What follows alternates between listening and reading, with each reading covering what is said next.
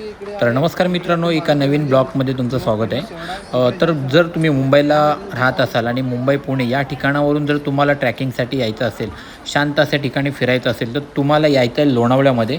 आणि लोणावळ्यामध्ये किल्ला विसापूर, गड विसापूर तुम्ही गुगलवरती टाकलं तर तुम्हाला पूर्ण माहिती भेटेल.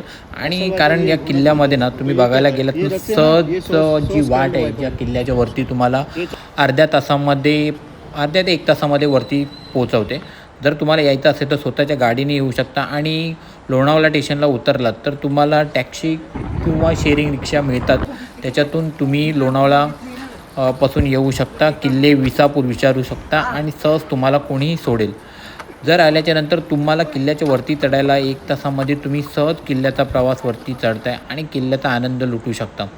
सुरुवातीला बघू शकता की किल्ल्याच्या वरती गेल्यानंतर तुम्हाला एक छानपैकी हवा भेटते. पूर्ण निसर्गाचं जे रौद्ररूप तुम्हाला पाहायला भेटेल. तुम्ही एकदम सहज बघू शकता. हे बघा, पूर्ण निसर्गाचं सौंदर्य तुम्हाला इथे पाहायला भेटतं आहे.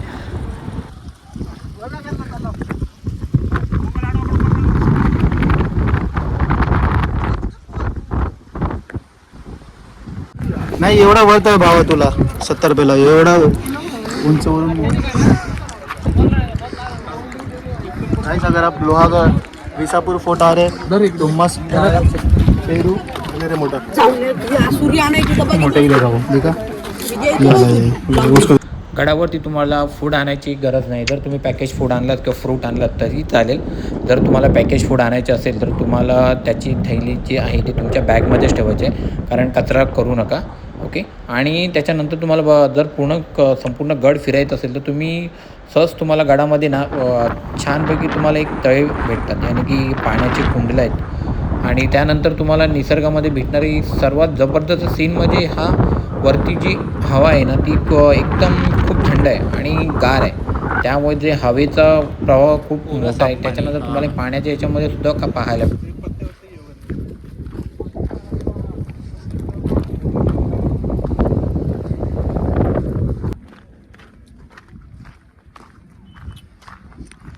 सिया पॉइंट दिखेगा सिया पॉइंट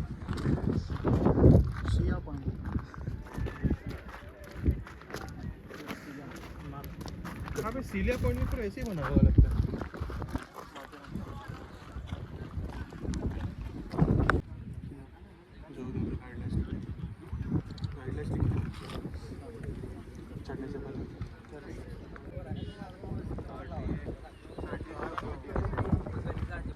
इसका फोटो लेना है.